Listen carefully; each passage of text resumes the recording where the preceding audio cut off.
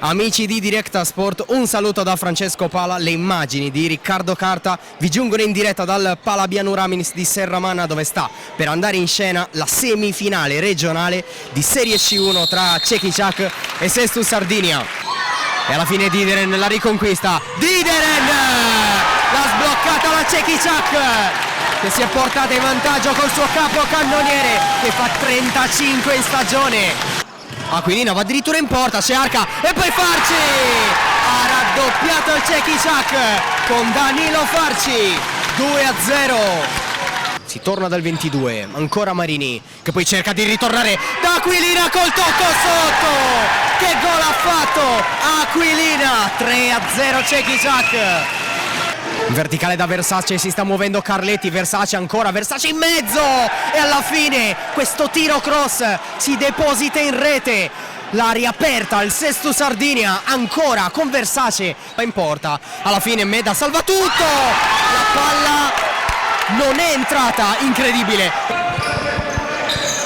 Palla lasciata qui per la conclusione di Pilloni. Allunga nuovamente sul più 3 il Čekićak, 4-1, Nicolas Pilloni.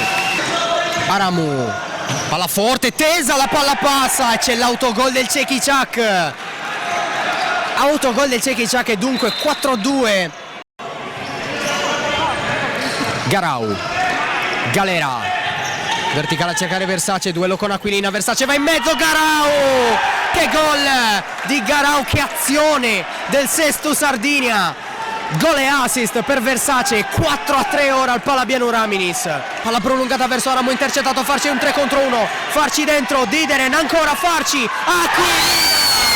E 5-3 per la Čekićak. Cinica in contropiede.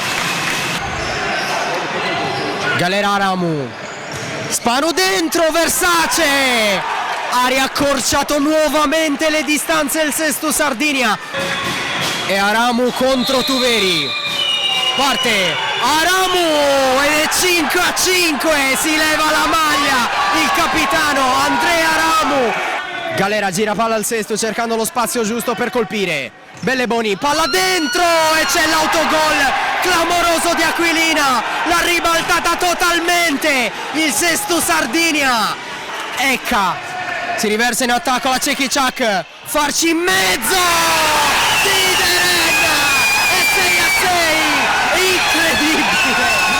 Aramu dentro, Aquilina spazza via e la Čekićak vola in finale regionale.